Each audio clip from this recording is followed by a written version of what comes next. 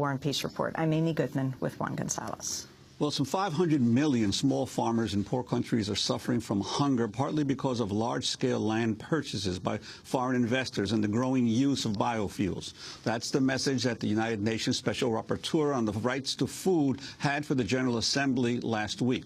Olivier De Schutter added that the practice of so-called land grabs is taking place in a context where the world is already losing 75 million acres of farmland a year to environmental degradation, industrial expansion, and urbanization. Well, a new report being released here in New York today suggests that many of the land deals recently concluded in Africa and South Asia lack transparency. Based on a year-long study of 4 particular deals in Sudan, Pakistan, Mali, and Tanzania, the report notes that the so-called land grabs could threaten local communities with eviction, undermine their livelihoods, and endanger their access to food. For more, we're joined here in New York by the report's lead author, Smita Narula, who is the faculty director of the Center for Human Rights and Global Justice at NYU Law School. We're also joined by Olivier De Schutter, the UN Special Rapporteur on the right to food. We welcome you both to Democracy Now! Olivier De Schutter, let's start with you. Give us the scope of this issue. I don't think people are at all aware of what's happening in the rest of the world when it comes to, well, what you're calling land grabs. Well, the pace at which this is developing is really impressive. Over the past couple of years, we've seen about 40 million hectares of land exchanged subject to such deals, which represents about twice the farmland of France, for example. So it is going very fast, and it's driven by a lack of confidence that now investors have in international markets, and they seek to secure supply of food by outsourcing food production at the expense of the small farmers in developing countries who already have too little land to cultivate. Every generation, the plots they cultivate grow smaller, and they are now facing this competition from foreign investors and are basically priced off the market. Are there particular crises that have sort of sparked this land grab in recent years? I'm thinking, for instance, of the financial crisis in Asia several years back, or anything in particular that is driving this? Well, I think there are 4 factors essentially which explain this. First, the prices on international markets are increasingly volatile and unpredictable.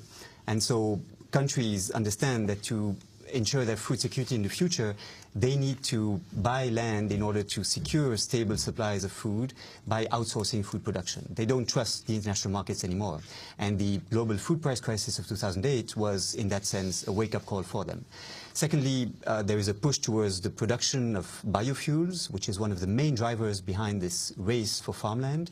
Thirdly, we are losing every year some 30 million hectares of land to industrial projects, urbanization, and the land is shrinking. The land that is available to produce food is shrinking.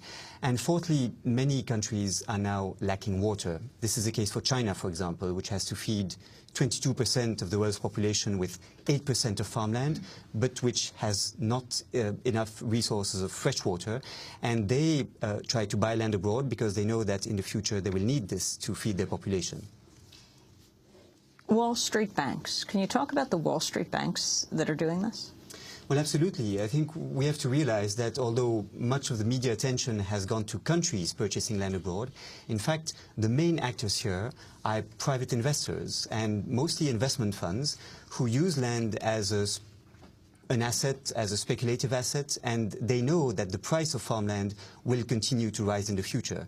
And so they buy this without necessarily having a very clearly defined project, but they buy this because they know that the price of land will continue to rise.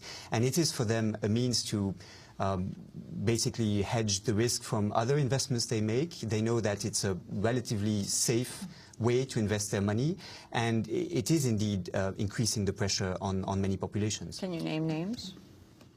Unfortunately, it is sometimes very difficult to identify the main actors behind this.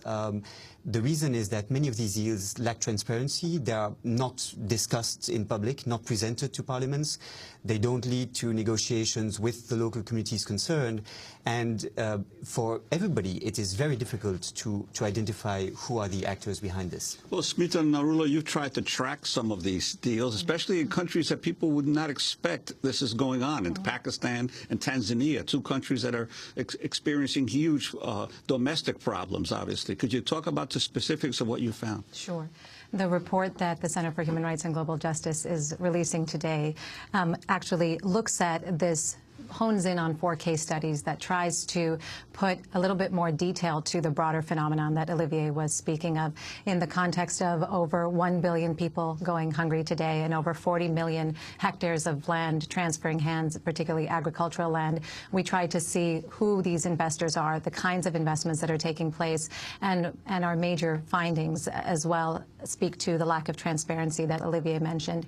The report looks at investments in agriculture, in biofuels, and in timber production in several countries and is led by investors from Europe and the Middle East. Our general findings are that these investments, by and large, are taking place with an extreme lack of transparency, with sufficient detail to be able to effectively scrutinize the investments. They're taking place in an environment where there is a lack of regulation from the host countries themselves, either a lack of ability or willingness to effectively regulate the investments. And there's also the result of both of these is that the potential impacts on the rights of host communities is great.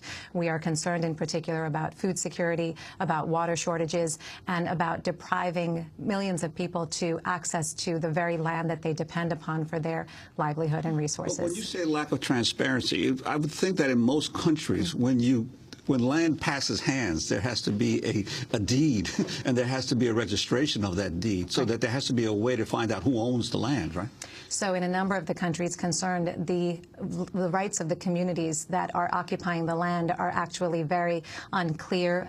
Their use of the land is very clear, and the dependence on the land is clear, but there isn't formal registration of those lands. There is also a lack of a regulatory framework in how the land actually gets used, gets transferred, and in the agreements that we have been able to see, the commitments to host communities are written in remarkably vague terms for deals affecting a 99-year lease and thousands upon thousands of hectares of land. And we're concerned that this lack of regulation and the vagueness attached to these are going to have severe impacts on the rights of communities. Very quickly, give us the example of Pakistan. In Pakistan is a great example of non-transparency. There, the Pakistani government last year announced that it would make over 2.4 million hectares of land available to foreign corporate investment in agriculture. One farmers movement has noted that at least 25,000 villages threaten to be displaced by investments from Gulf state investors alone. Yet there is an enormous lack of transparency related to what these deals are, who's driving them, and as far as we can tell, in most of these, the host communities have rarely been consulted about what their rights are, and of course their own agency over resources has not been respected in these deals. Olivier De Schutter, talk about the remedies here. Well, there are a number of proposals which are on the table. Particularly the World Bank, with other organizations, has put forward a number of principles to regulate the land deals, to make them more acceptable. I think, however, that the main point is not just how to make them more disciplined, because the real question is who will benefit most from the land. And it is not enough to say that the deals should be respecting a number of conditions which investors should take into account. It's important to ask the question, how is the land best used? And my view is that in many cases it would be much better used by the local communities if small farmers are supported and given more land to cultivate. It can be extremely useful for the raising of their incomes, for rural development, for the better preservation of the ecosystems. It has, in other terms, a number of social and environmental externalities which are positive and which I think we should take into account. The alternative, if you wish, today is either to develop further these large-scale plantations which are not creating lots of employment, which are depleting the soils and destroying the climate, or supporting small-scale farming by distributing land and by ensuring more equitable access to land for those smallholders. And that is where we have to focus our efforts to support small-scale farmers and raise their incomes at the same time that we improve production. And you mentioned earlier the impact of the search for biofuels on this. Any particular cases or examples where these land transfers are more a result of folks seeking land for biofuel purposes? And what do you mean by biofuels? Well, it is one major driver. In a study which the World Bank has not released, but which it presented in April this year, it scrutinized 389 projects, and 35% of these large-scale investments in land were for the production of agro-energy, biodiesel, ethanol, on the basis of a variety of plants. So it's a very important driver, the production of energy crops.